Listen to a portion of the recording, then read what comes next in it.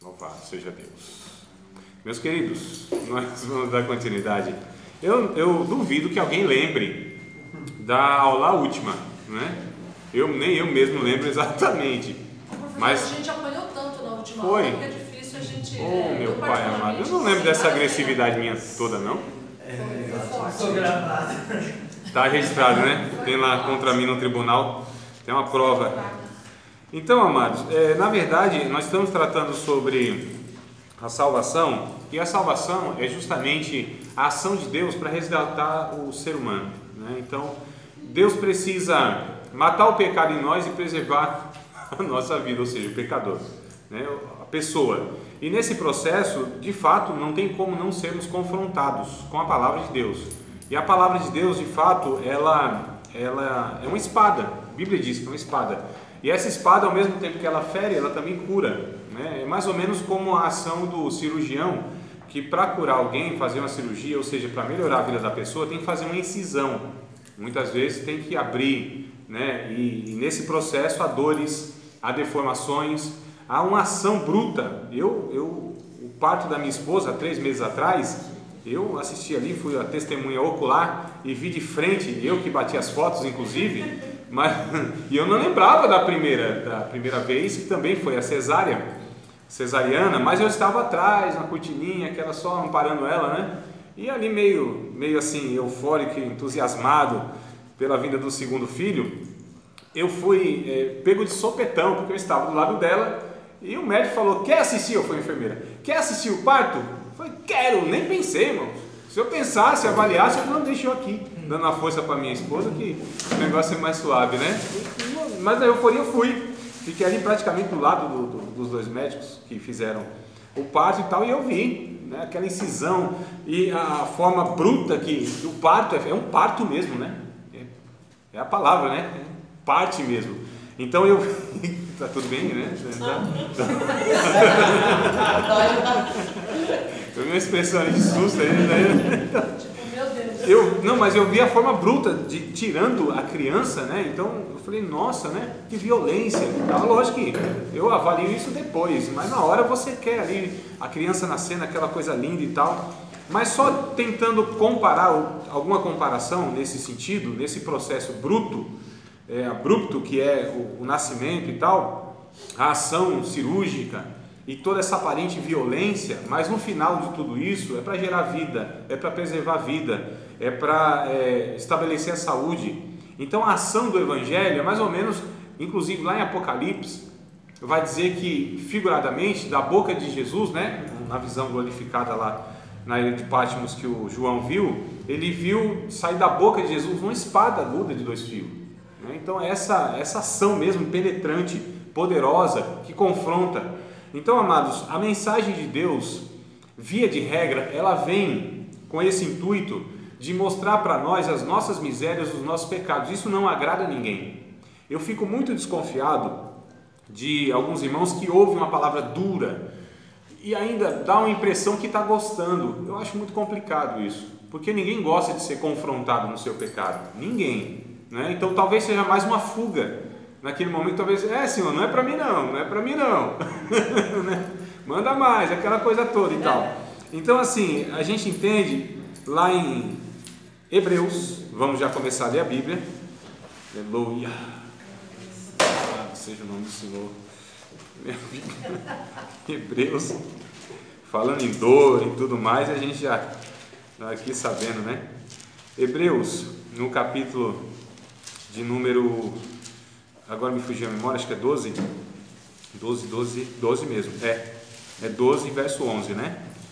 Capítulo 12, versículo de número, aliás, não é só o 11 não, eu acho que eu vou ler aqui todo o texto, para a gente ter a ideia do que o autor está querendo transmitir para os seus leitores e consequentemente é transmitido para nós, que é o verso de número 5, a partir do verso de número 5, tá? Hebreus 12, capítulo 12, versículo de número 5. E já vos esquecesses da exortação que argumenta convosco como filhos. Filho meu, não desprezes a correção do Senhor, não desmaies quando por ele fores repreendido, porque o Senhor corrige o que ama e açoita, olha só, a palavra forte, a qualquer que o recebe por filho. se suportais a correção, Deus vos trata como filhos, porque que filho há a quem o pai não corrija? Mas se estáis sem disciplina, da qual todos são feitos participantes, sois então bastardos, não filhos. Ou seja, aquele que não passa por esse processo de correção, né? É bastardo, não é filho. Além do que, tivemos nossos pais segundo a carne, para nos corrigirem, e nós os reverenciamos. Não nos sujeitaremos muito mais ao Pai dos Espíritos para vivermos? Porque aquele, na verdade, que por um pouco de tempo, ou seja, os nossos pais, nos corrigiam como bem lhes parecia, muitas vezes até injustamente, mas esses, para nosso proveito, para sermos participantes da sua santidade. E, na verdade, toda correção ao presente não parece ser de gozo, de alegria, de satisfação, senão de tristeza, mas depois produz um fruto pacífico de justiça nos exercitados por ela.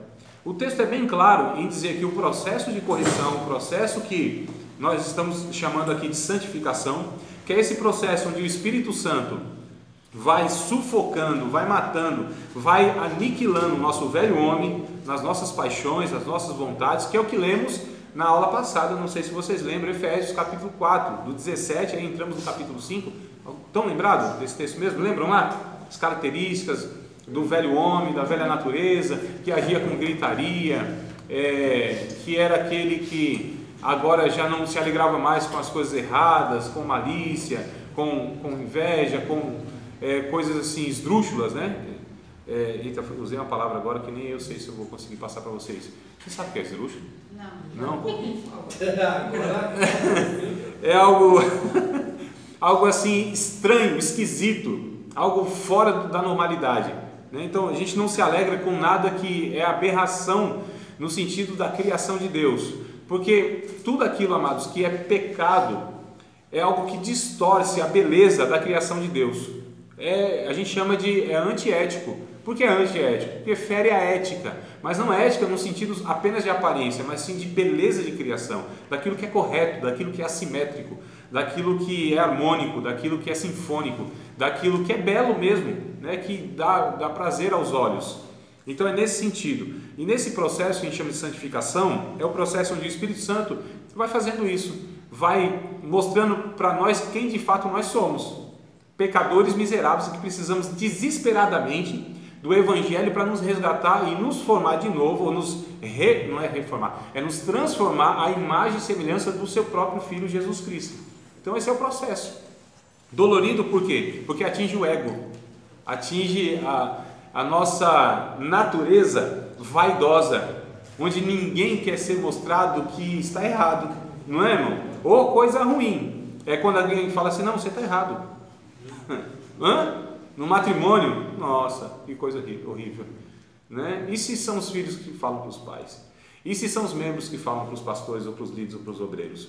E se são os alunos que falam para o professor? E se é o mais novo que fala para o mais velho? Então aqui está envolvido uma vaidade, um orgulho, uma soberba. Todos nós, de alguma maneira, temos em alguma medida orgulho, irmãos.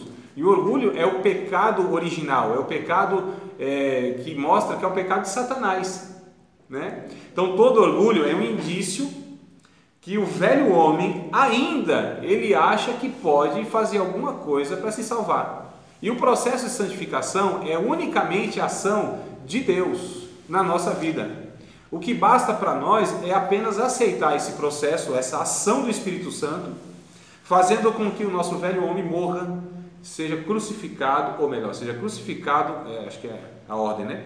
Seja crucificado, morra e seja sepultado, para renascer ou para ressuscitar um novo homem, uma nova criação, uma nova criatura, que agora já sabe que não banca a sua existência e que é miserável e que precisa desesperadamente da presença de Deus e que recorre aos recursos da graça, vida de oração, vida de comunitária, onde a gente se deixa ser edificado e exortado e consolado uns pelos outros e ministrado uns pelos outros, leitura bíblica, estudo bíblico. Então são meios que a gente chama de meios da graça, onde esses meios são recursos para nos manter salvos. A questão não é alcançar a pessoa, libertá-la dos demônios, daquele comportamento escandaloso de pecador, mas a questão é manter essa pessoa ao longo da vida no processo de santificação e ainda mais evoluindo, crescendo, né? A cada vez mais parece-se mais santa, mais santo. Então aqui que está, às vezes, que eu observo, tanto na minha vida, quanto na vida de alguns irmãos, e não tem jeito, a gente observa. Agora, o observar que é o segredo. Para que a gente observa a vida dos irmãos? Por que a gente observa? Qual é a motivação? Qual é o nosso olhar quando a gente enxerga pecado na vida dos outros? Será que é para falar? Será que é para diminuir? Será que é para espalhar fofoca? Ou será que é porque nós temos que interceder? Estamos nesse processo orando uns pelos outros. E para que eu olhe para o pecado do outro e não caia nesse mesmo pecado. E tenha o erro dele como aprendizado para a minha vida, que eu não preciso errar para aprender, é melhor aprender para não errar. E a Bíblia está recheada, Antigo Testamento e Novo Testamento, tem milhares de anos lá, de vários personagens, que são personagens que nos ensinam. E isso foi deixado na Bíblia Sagrada, eu já li com vocês acho que 1 ou 2 vezes, o Romanos capítulo 15 e verso 4, como também 1 aos Coríntios capítulo 10. Coisa boa, hein? Olha aí. Romanos ou Coríntios? Os dois. Leia primeiro Romanos, capítulo 15, verso de número 10.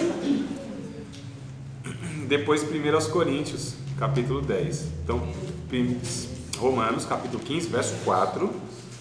Né? E depois a gente vai para 1 aos Coríntios, capítulo de número 10. Mas o primeiro Romanos. Primeiro Romanos? Não, Romanos primeiro, a gente lê Romanos, livro de Romanos, capítulo 15, versículo de número 4, e depois nós vamos para 1 Coríntios. Então, Romanos, isso. Quem achou, pode ler, irmão, por favor. Porque tudo que dantes foi escrito para nosso ensino foi escrito, para que pela paciência e consolação das Escrituras tenhamos esperança. Então, tudo que dantes foi escrito para nos ensinar, irmãos.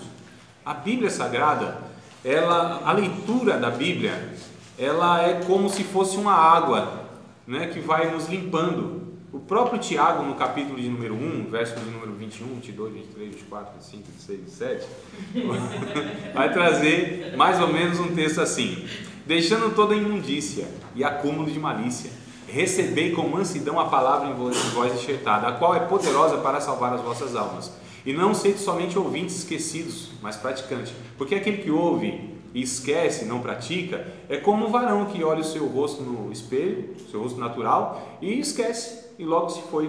Mas aquele que atenta para a palavra da verdade, esse é bem-aventurado no seu feito.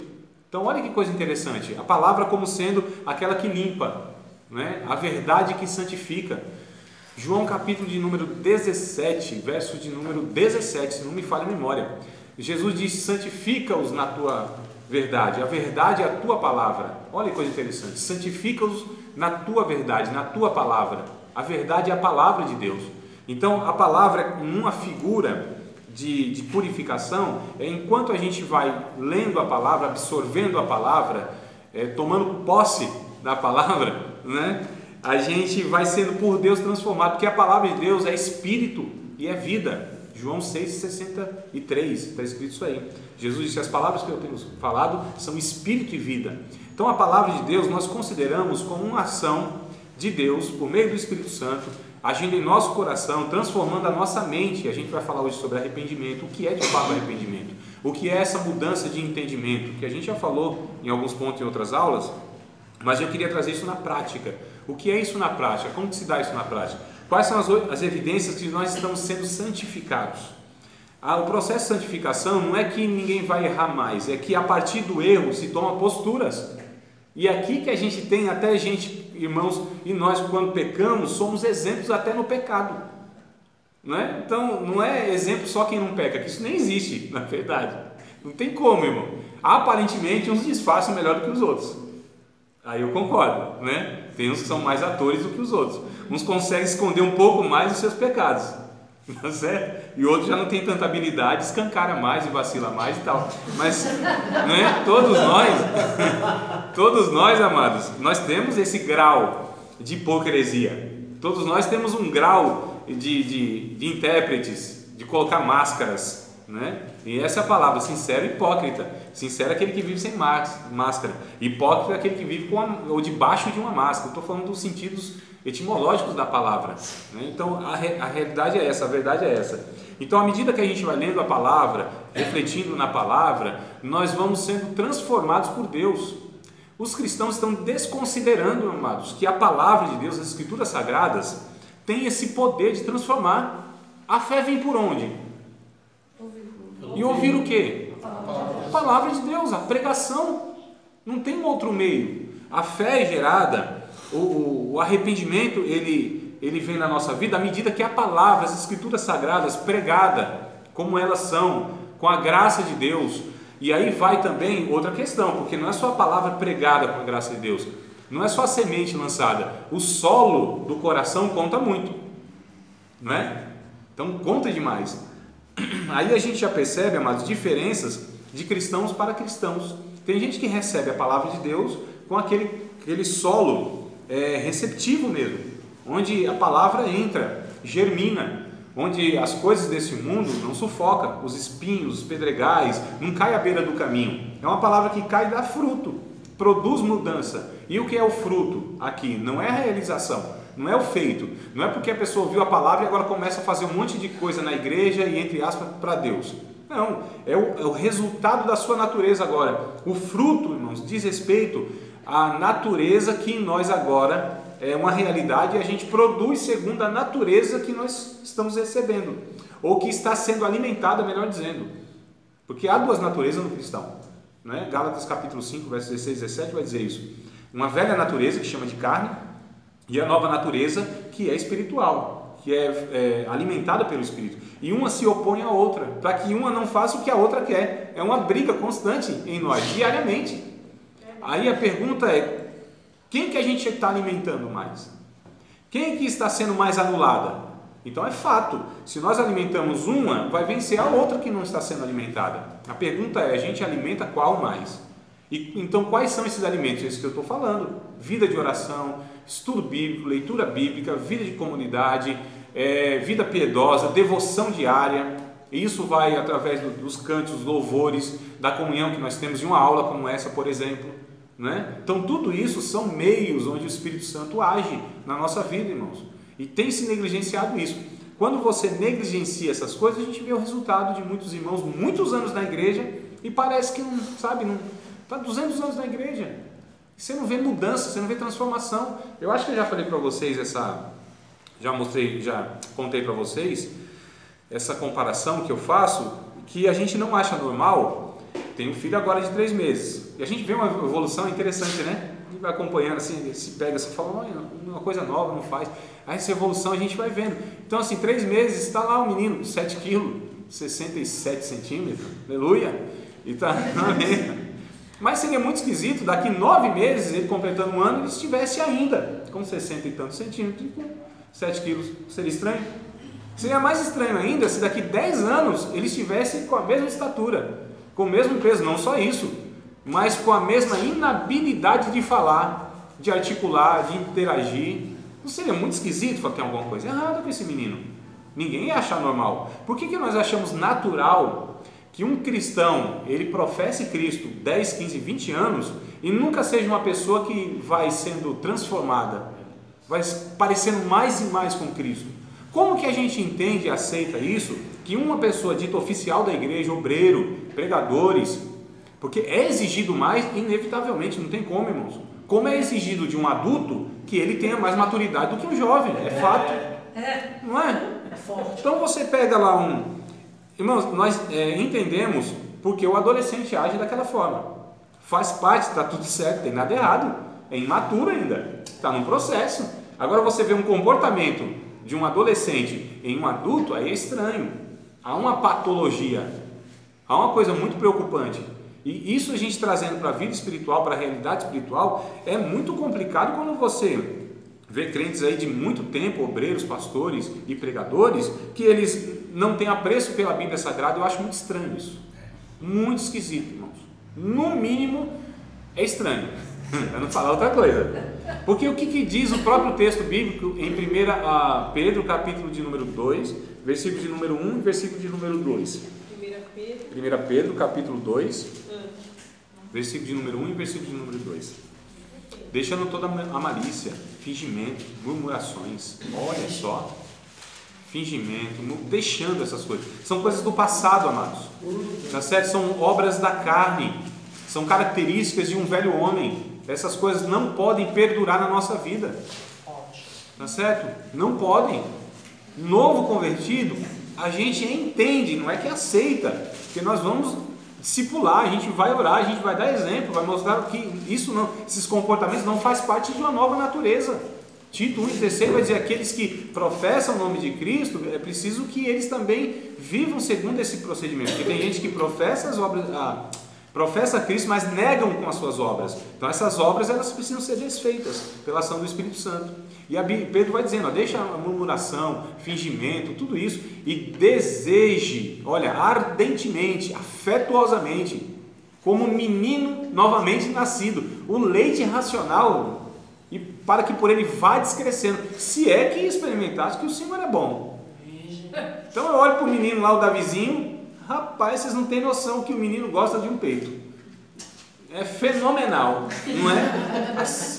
A gana, o empenho, o desejo, irmão, o fôlego, o trabalho árduo daquele menino para mamar aquele peito.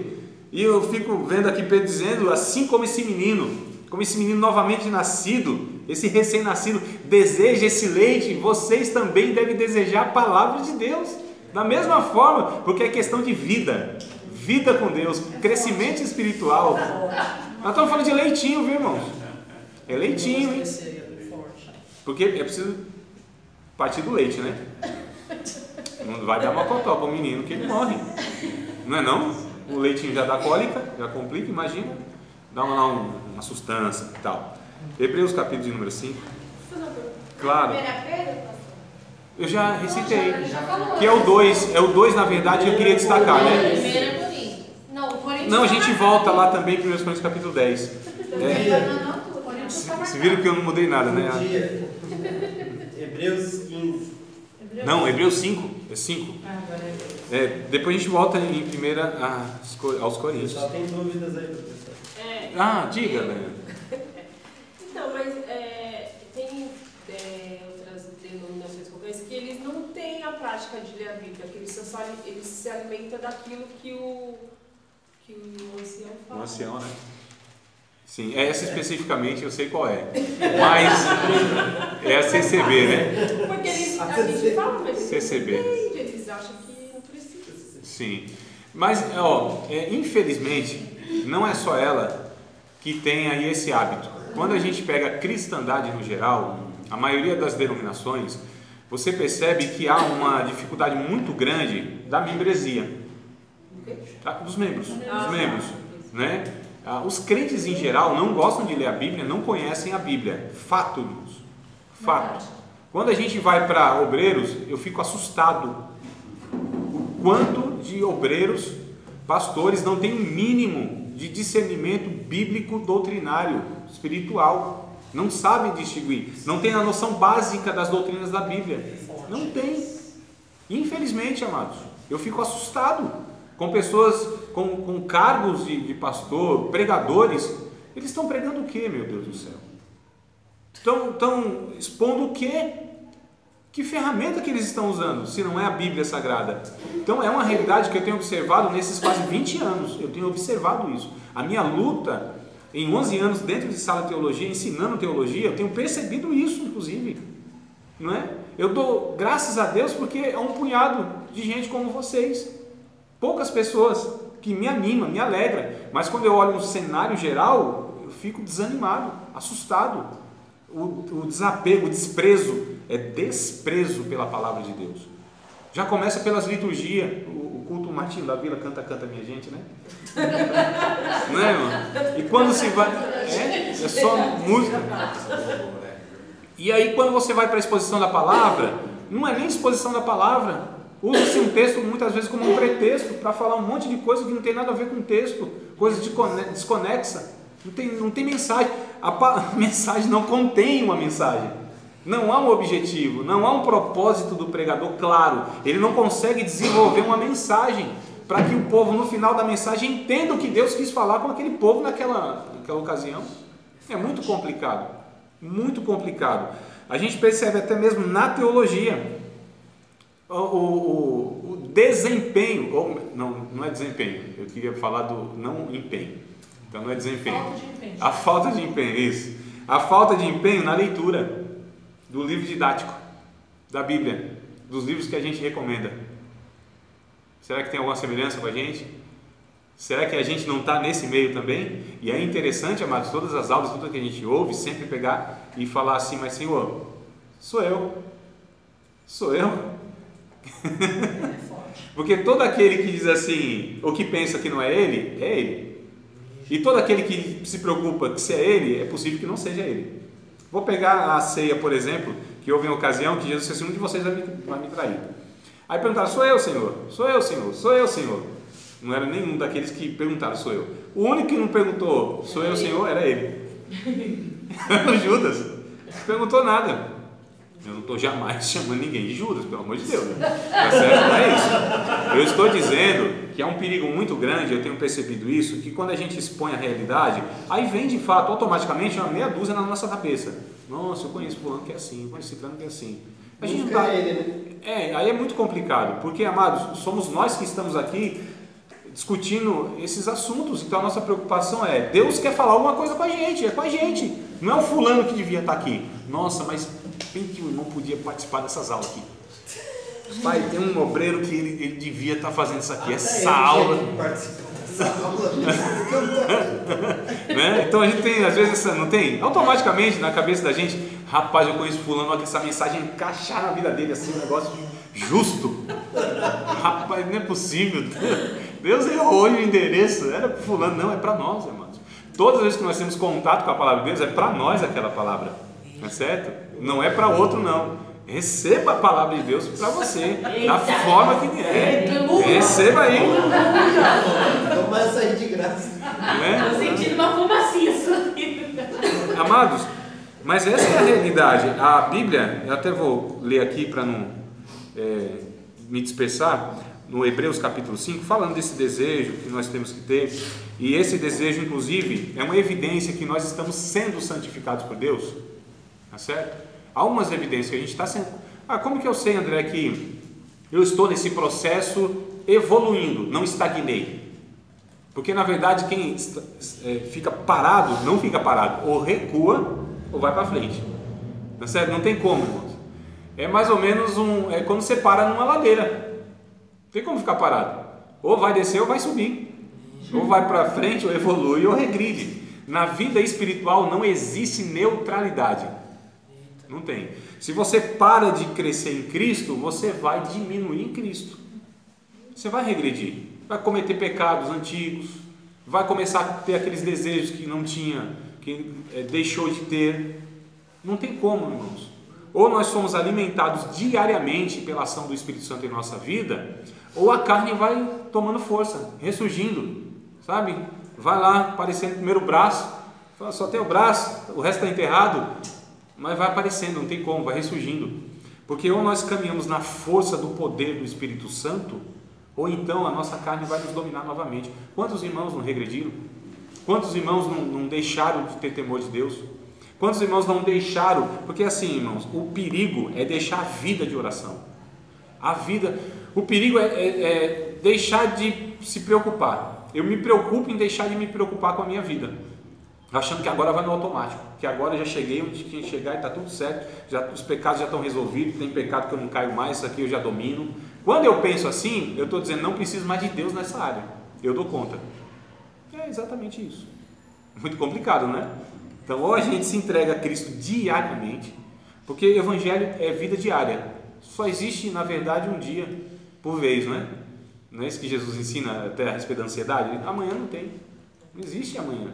É forte. Não tem, não existe. E o passado? O passado não conta, o passado não é crédito. Nós não temos, não, Senhor, aquele tempo de oração, Senhor, o crédito que deixei aí no céu, não tem nada, mano. Não tem crédito nenhum, é vida diária com Deus. A vida se vive diariamente com Deus. É professar Cristo diariamente, é tomar a decisão todos os dias de ser fiel a Deus, de continuar na caminhada, eu preguei mais ou menos nesse sentido, domingo agora na minha igreja, que a gente precisa perseverar. A perseverança era a marca dos cristãos, e parece que hoje é justamente aquilo que a gente não vê nos cristãos, aquele que era exemplo, pregava e evangelizava, e fiel à família e tal. Aí você vê assim, difícil, né? Mas estava ontem pregando fogo puro e tal, e está tomando cachaça no outro dia, desviou, mas o fulano no outro dia aí estava, né, aquela coisa toda, fogo puro, e agora, como assim?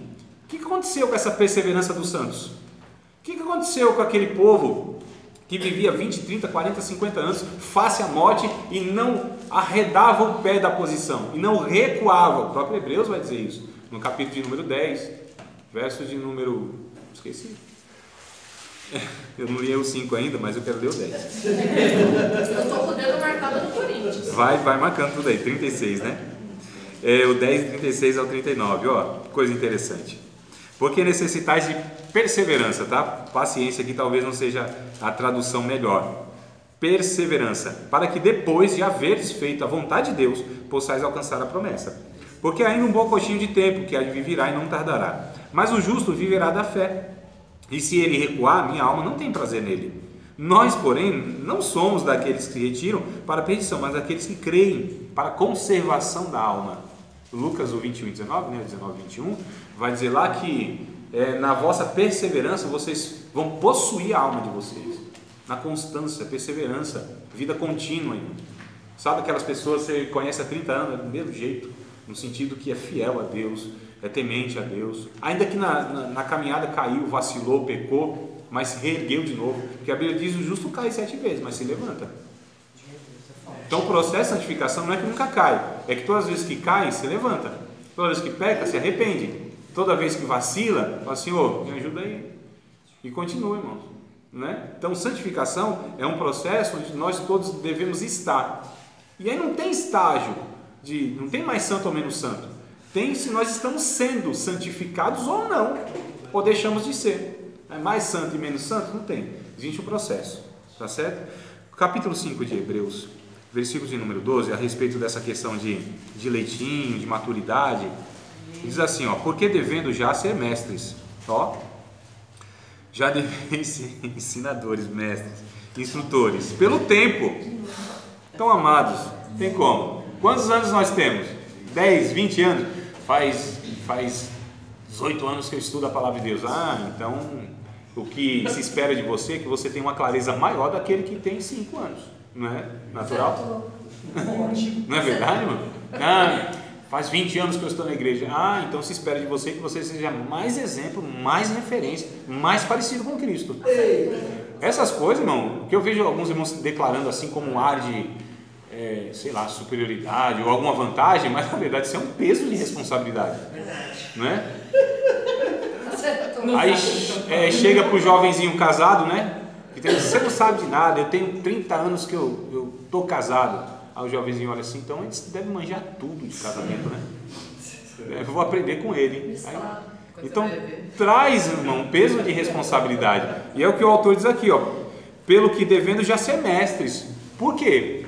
Por causa do tempo, pelo tempo que vocês estão. Mais ainda, necessitais de que vos torne a ensinar quais sejam os primeiros rudimentos, as coisinhas básicas das palavras de Deus. E vos haveis feito tais, imaturos, que necessitais de leite e não de sólido mantimento. Tem que voltar de novo, tá vendo? Aqueles crentes que estavam há tempos, tem que voltar de novo. Lá aprender que não pode ficar falando mal da vida dos outros, inveja no coração, desejar o mal dos outros, não se importar com a vida alheia, não ser compassivo e tal e tal. Então tem que se ensinar o beabá de novo, né? Tem que voltar para o Mobral de Jeová, porque qualquer que ainda se alimenta de leite não está experimentado na palavra da justiça, porque qualquer que ainda se alimenta de leite não está experimentado na palavra da justiça, porque é menino. Mas o mantimento sólido é para os perfeitos. A palavra perfeita aqui entenda como maduros, tá? Os quais, em razão do costume, têm os seus sentidos exercitados para discernir tanto o bem quanto o mal. Então, a santificação é esse processo onde a gente vai crescendo e amadurecendo em Cristo. Quem é uma pessoa madura em Cristo? Ora, aquela pessoa que nela se enxerga, se percebe, se vê nitidamente o caráter Qual é o caráter? Quais são as características de uma pessoa santificada? Um santo, uma santa. Que tem amor, que tem gozo, que tem paz, que tem longanimidade, benignidade, bondade, fidelidade, mansidão e temperança, domínio próprio. Essas características mostram, irmão, que a gente está no processo. São 9, né? São 9 características aqui, tá certo? Então, aqui a gente vê a vida de santificação. É forte. Não entrou aqui dons espirituais, irmãos, nessa avaliação. Não quer dizer nada, porque o que tem de gente carnal, tá certo? Que é usada através dos dons carismáticos, não é fácil. A igreja de Corinto, que eu já falei para vocês em outras ocasiões, mostra isso claramente. E Paulo chama os irmãos de carnais. Vocês são carnais, meninos em Cristo. Eu não posso conversar com vocês como pessoas espirituais. Porque havendo entre vós ainda inveja, ainda essa disputa, esse negócio de grupinho, né? Vocês não são carnais e vocês não andam segundo todos os homens? Né? Então a gente percebe essa imaturidade, essa infantilidade quando vê essas características. As pessoas não estão sendo santificadas. Foram alcançadas por Deus? Foram. É a habitação do Espírito Santo? É. Conhece alguma coisa da palavra de Deus? Sim. É usado por Deus? Também. Não tenho dúvida disso. Mas a gente não vê a salvação efetiva, objetiva na vida dessas pessoas. Nem subjetiva, nem objetiva. Ou seja, nem interiormente e nem exteriormente. O fruto não mostra. As realizações não mostram. O caráter não mostra. As relações não mostram. Então, um parâmetro muito bom, um termômetro que a gente tem para medir se uma pessoa é espiritual mesmo, como a Bíblia diz que é espiritual, é quando a gente vê as relações dela com a parentela, né? Na conjugalidade, com os filhos, com os vizinhos, na profissão. Aí a gente vai falando, não é igreja, irmão, igreja, amados, igreja não é um local muito bom para a gente falar assim, não, aqui... Esse é crente. Que olha só, olha como é quebrantado e chora e tal, né? Mas esse quebrantamento, essas emoções, não desemboca numa vida prática de testemunho e de mostrar Cristo fora daquele ambiente. Que santificação é essa aparente? Só num arraial evangélico, só no arraial dos santos, né? E na diversidade? E quando é provado? Porque se mostra quem é quem na hora da provação, da diversidade, nesse ambiente propício que nós temos aqui, na igreja, na maioria das igrejas tem esse ambiente propício, né? Onde todos os crentes são mais ou menos crentes, onde ali o povo disfarça e tal, e não há tanto confronto aparente, e aqui é tudo muito fácil. Agora, quando tem a tentação mesmo, quando tem as dificuldades mesmo, quando está longe do olhar da irmandade, né? Quando se mostra a provação mesmo, a tentação vem, aí é nessas horas a gente vê a nossa maturidade, se nós estamos sendo de fato... então ali mostra, ali vai mostrar, irmãos, não é certo? Fala, mas se vacilou, então quer dizer que não? Não, nem sempre. Aí vamos ver então a postura depois desse pecado. Isso, né? Então santificação é isso, é um processo onde o Espírito Santo vai trabalhando em nosso caráter, em nossa vida, nos transformando. Eu peguei aqui alguns textos só para mostrar para vocês. Santificação não é uma pessoa perfeita e Deus chama de santo, embora aqueles que a gente fala, nossa, olha, mas como pode ser? Mas é assim. 1 Pedro, capítulo de número 1, verso número 13. Eu esqueci 1 Coríntios. Deixa eu ler então, para não, tá bom? Só para reforçar aquela ideia do ensino. Então, irmãos, nós temos aí a Bíblia para nos ajudar nessa questão. 1 Coríntios capítulo 10 vai dizer o seguinte, eu já vou direto no texto aqui, que é no verso de número 11, 12 e 13, tá bom? 11, 12 e 13. Ora, tudo isso lhe sobreveio como figuras. Tudo isso, se vocês lerem os 10 versículos para trás, vai estar falando de toda aquela história de Israel passando no meio do mar, Moisés e tal, né? E sendo tentado e tudo mais lá. Então tudo isso nos sobreveio como figuras, estão escritas, olha, para aviso nosso, para quem já são chegados os fins dos séculos. Aquele, pois, que cuida está em pé, olha, não caia. Não veio sobre vós tentação senão humana, mas fiel é Deus, que não vos deixará tentar acima do que podeis, antes com a tentação dará também o escape, para que possais suportar. Ou seja, a santificação é o processo onde Deus nos dá recursos espirituais para que a gente não caia nas tentações. Quando nós caímos, é vacilo nosso.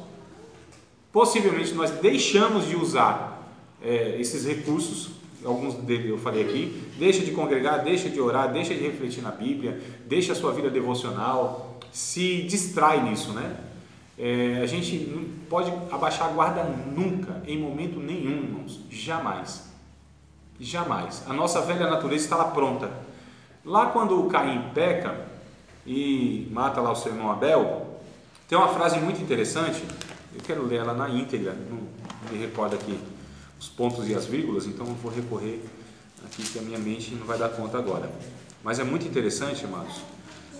Caim, capítulo 4, né? De Gênesis.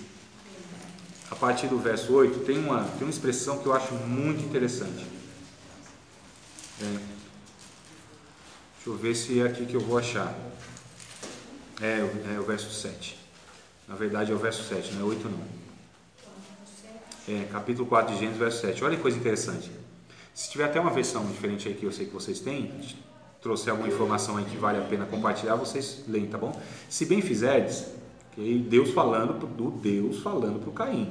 Olha, se bem fizerdes, não haverá aceitação para ti. Então olha só, meu, Caim pecou, se ele se arrependesse, Deus o receberia. Tá certo? Olha que coisa interessante, ele matou o seu irmão, desprezou a palavra de Deus, e mesmo assim, mediante o arrependimento, Deus fala, não, está tudo certo, meu filho, vem para cá que eu te purifico de novo, te renovo de novo, reavivo o teu desejo para fazer a minha vontade.